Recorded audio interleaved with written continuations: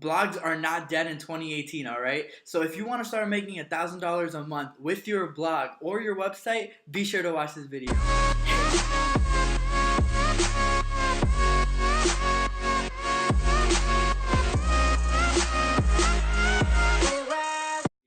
Hey affiliatepreneurs, it's Faizan. Hope all of you are doing amazing. In today's video, I have a great one today. We're going to be talking about how you can make $1,000 a month with your blog. Blogs are not dead. I'm actually working on my blog as we speak, so I'll be dropping that link very soon in the videos to come, so be sure to watch out for that. And also, I've made a video about how you can make more money with your website in 2018, so I'll be dropping that link down below. That's more about the structure and what you should be putting in your website, but this video is mainly going to be about how you can write these amazing blog posts. Obviously, for you to make money with your blog, you're going to have to write amazing blog posts. So in this video, like I said, I'm going to be showing you how to do that. It's really important for you to write a good blog post because you want people to go through your own blog. You know, if you don't have good content, if you don't know exactly how to get people in it, then, you know, people are not going to be buying your stuff. People are not going to be even looking at your site. And there's no point of making a good blog. There's no point of making a blog if you don't have good posts, right? So that's what we're going to be doing in this video. Be sure to give this a like and subscribe and comment down below what you're doing with your blogs in 2018. If you're still blogging or not. If you're not, it's cool. And drop it in the comments down below some of your links to your blogs. It'd be great if I can check it out. So without further ado, let's get into the video. Alright everyone, so how to make $1,000 a month with your blog post step by step. Let's get into it, okay? So step one is decide what you want to sell. Obviously, you want to have a niche-based blog. Like, you know, if we're talking about cars, we're not going to be talking about how to lose weight, right? Like, why would you do that? You want to have a niche-based blog. You want to have a blog just talking about that one niche. Unless you're like trying to have a blog about your life, maybe you can do that. But, you know, focus on a niche-based thing. So now you have a niche-based blog. You have, you know, something really specific. So now you obviously want to find good products to promote so that, you know, people can actually be interested and you can get sales with it. Why is it really important to choose a good product? Why? Because, you know, you're going to get sales, but also it's the structure of your entire blog post. You're making a blog post so that not only, like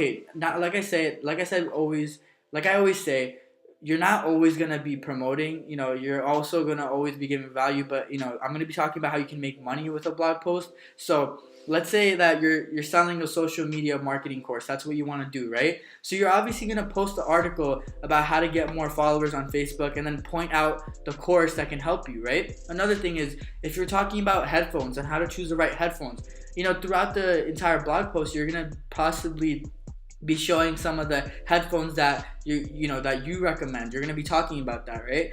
So you kind of see how that works. You want to be able to pick a product that's related to your niche, related to what you're going to be talking about. Because if you don't have a product that's related to it, then, you know, it's easier when you're talking about something and you have something to back it up, which is your products, okay? So let's get into the next step. You want to know and research your audience. So let's say we're talking about weight loss. I talk a lot about weight loss. We're going to continue with weight loss because I have to lose weight and I'm getting there, okay? So so you're gonna know and research your audience. So for example, you know, you want to find, like, you're doing weight loss and you want to get to know your audience. How are you gonna do that? Obviously, if you don't know your audience, there's no point of writing a blog post. You have to know what people want. If you know what people want and what they want to buy, then that gives you the ability to, like, get inside their head. That helps you, you know what they want. And the more you know and understand your audience, the easier it is for you to create content that connects with them on an emotional level. You want to build that relationship, right? So how are you going to get to know your audience, right? You're going to eavesdrop on their conversations.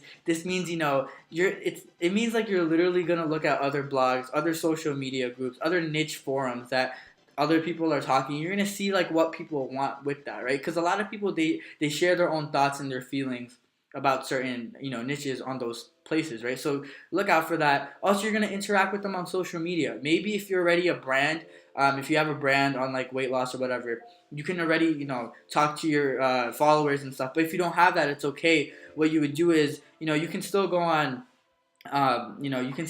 these groups and, talk to your audience about it, ask them questions about, hey, like, what are you doing, figure out what kind of solutions that they need, things like that. Just look at what other people are doing. It's the same thing, but this is you actually talking to them instead of eavesdropping, right? So another thing you can do is that, let's say you're doing weight loss, you want to hang out with like bodybuilders, for example, or people who are actually doing weight loss, like they're in that niche and they're working out every single day. Why? Because you can learn from them. You can know what products are popping right now and that good stuff, right? So it's good to hang out with those people. Okay. All right. So now that you have you've researched about what products to promote, you've researched about what people want and what people would want to buy. Now it's your job to research about your how you're gonna structure this entire blog. Like, what are you gonna put in it? So in this means that you want to research about good quotes to put. You want to research about successful stories, like things like that are just gonna make your blog stand out a bit more. Statistics, things like that. Something like a like a graph that shows something, things like that are just popping, that they're gonna make it stand out a bit more. That's even if it's more science related, that's even better. Okay, so that's the type of research you want to have in your blogs to make it more credible, more trustable, right? So now step 4 is craft a compelling title. Obviously, it's really important to have a good title. No one's going to click on your blog, or no one's going to go to it if you don't have a good title. And there's different ways to draw readers and get attention to your blog with the title. The title is really important, and it literally is the first thing that a lot of people are going to see before they even click on your post or whatever. So what are some examples? Here they are. You can ask a question. Are you making these expensive home buying mistakes? Obviously, if you ask a question, it connects with the reader. It gets them more engaged about making them think a bit more. Because, questions like, if someone asks, if you were to ask like a really detailed type of like question that's going to make them think, they're going to want to check out what you have to say about it, right? So another thing you can do is that you can share benefits. So a lot of people, they want to, when they're looking online, obviously they want to know what's good for them. They want to be able to click on stuff that's going to be helping their daily lives. So for example, the number one best way to double your conversion rate. That's a great way to get someone to click on your blog. It's kind of like a clickbaity title, but obviously it's not clickbaity because you're going to be talking about the number one best way, right? So it draws attention. They're like, oh wow, like this is the number one best way for me to get a double my conversion rate. Obviously, I'm going to click on it. So you want to have that type of title as well. Another thing is that you want to arouse curiosity. I think like arousing curiosity is like what you really want to do with all your titles, but curiosity is more of like, like 7 best kept secrets of losing weight as soon as possible. Like things like secrets or like methods, something that's just gonna get them like, oh wow, let me see what this has to say, stuff like that, right? Another thing is that you can use social proof.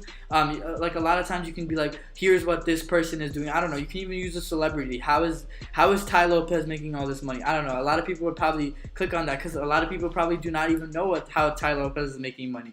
Things like that. So you can use social proof. You can use other people, like figures outside or in your niche to, better, get people to click on your stuff, all right? So step 5 is present a strong opener. Obviously, now that you've got them inside your, you've got them to click on inside your post, because of that great title, now it's your job to quickly capture their attention from the beginning. You want to be able to strongly, like, say something, or it has to be like the first line or two has to say something that's going to get them to read the entire thing. That's your goal after you've got them to click on your post because of that title. So what are you going to do? What are ways you can get them to continuously, just read or skim through your entire post? You can tell a story. If you were to tell a story, you can be like, this was a time that I lost 20 pounds. I don't know, stuff like that. You want to share a shocking fact or statistic, like 50% of the people who do this happens, stuff like that. That can be the first line and people be like, whoa, really? Stuff like that. Say something unbelievable or controversial. That honestly works a lot. If you were to say something really random and huge, people are gonna be like, wait, what? Like, I have to read this entire article to find out like why this person said this. Also, you want to bust the myth. Like, for example, doing sit-ups isn't going to give you six-pack abs. That's because abs are made in the kitchen, not the gym. If you were to go against, like a big theory that's been made or what a lot of people think about, obviously a lot of people are going to read your stuff because they're going to be like, wait, what? This person believes this? I have to see what this person has to say, right? So that mentality or that type of, opener is just going to get them to read the entire article. That's what you want them to do. Another obviously thing that you can do is ask a question. Do you ever get embarrassed by your dog's bad behavior with guests? Obviously, ask a question that's gonna connect with them, but don't make the same. Like, don't really ask a question that's gonna be in the title. I mean, you can do that, but like, you want to have like a different question. If you were to use a question for your title, use a different question that's a sub question to the question that you're asking. So that can work as well. All right, so this is a blog that I found out, and it helps you basically with your own blog, and it helps you monetize a bunch of things like websites, and it helps you with a bunch of internet stuff, okay, with social media and things like that. So I found this blog, and it's kind of funny because it shows you how to start like, we're talking about doing free blogs, and this blog is about how to start a free blog. This just comes to show you can make a blog about anything, okay? So I want to show you all like how this person really implemented like a great title. Like, this is a great title, how to start a free blog. This person has the word free in it. It's a good title, okay? So now, the opener. Are you planning to start a business or pursue your hobby in creating content? Obviously, that's a question that people, of course, they want to start a business in their hobby. That's a great question to ask. And then they ask a few more questions. You don't have to ask a bunch of questions. You can literally ask one question. But if you can ask a question to narrow it down even more, and they answer yes to every single question, that's even better. And then they'll read your entire post, So that's how you do the the title thing, and then also the opener, okay? So let's get into step 6, develop a connection. At this point, your prospect is hooked and reading, so now you need to start planting seeds about a problem. So this is this is a great post because it's a how-to type of blog post. All of your posts are not going to be how-tos. It's okay, but in this how to start a free blog, what do you think they're going to talk about? They're going to talk about how to start a free blog, and they're going to be giving like step-by-step how to do it, right? So that's basically what step 6 is about. Now that you've got them inside your blog, you want them to stay in it by giving them the content that they need, giving them answers to the type of question that you're putting out, so things like that, okay? So be sure to do that. All right, so step 7, show proof, expertise, and credibility. Now that you're writing this blog post, what can you put in this blog post to make it better, right?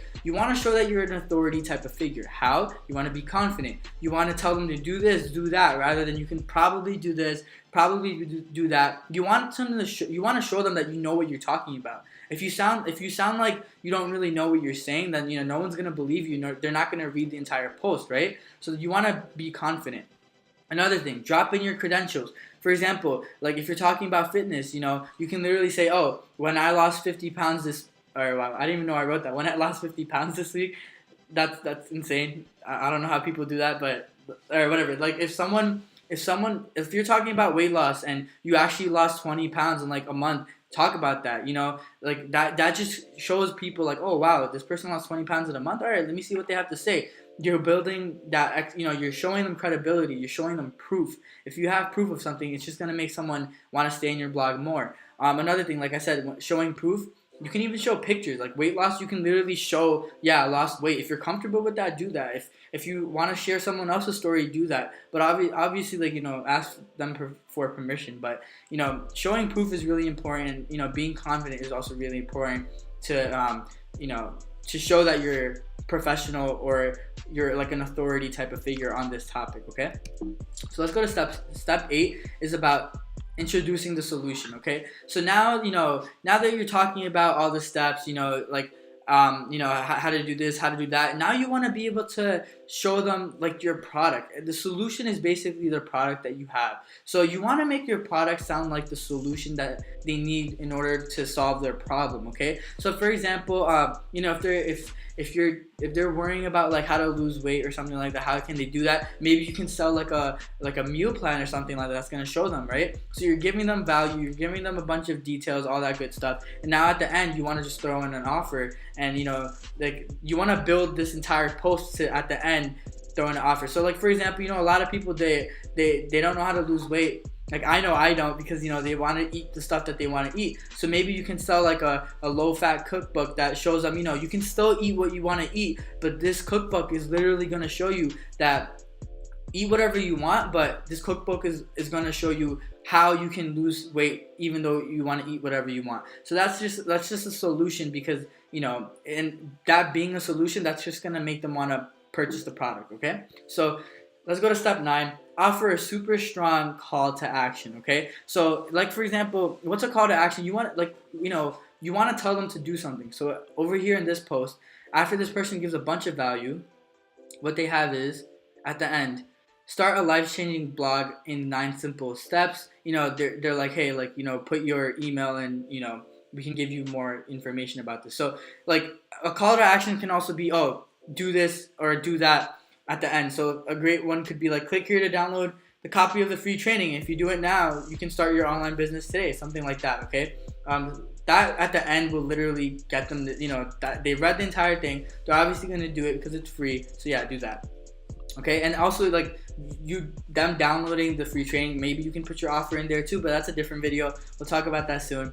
Step 10, proof and polish. Obviously, you want to make sure that this blog post is perfect. How are you going to make sure it's perfect? Obviously, read it out loud. You want to write about something, and after you write something, you obviously read it, right? You want to be able to know that, you want to be confident this is a blog post that's going to work. So you want to read it out loud so that it makes sense to you. If you read something out loud, I really do believe that you can notice more errors, or you can try to figure out what to say that's better. You can get someone else to proofread it, that's even better. And just look for ways that you can just make your blog post more engaging, because you want it to be as engaging as possible so that people can stay inside the blog post.